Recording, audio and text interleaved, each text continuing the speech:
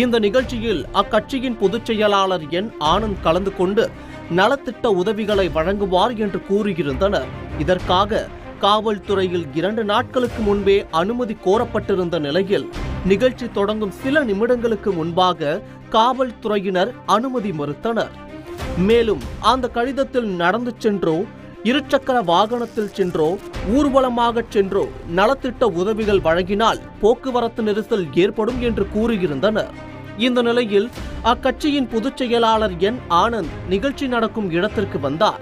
அதைத் தொடர்ந்து சாலையோர கடைகளுக்கு நிழல் குடை வழங்கினார். மேலும் வேறு பகுதிக்கு இருசக்கர வாகனத்தில் சென்று குடைகளை வழங்கினார். அப்போது அனுமதி இல்லை என போலீசார் தடுத்தனர். அதனால் தாவேகாவினருக்கும் காவல்துறையினருக்கும் வாக்குவாதம் ஏற்பட்டது.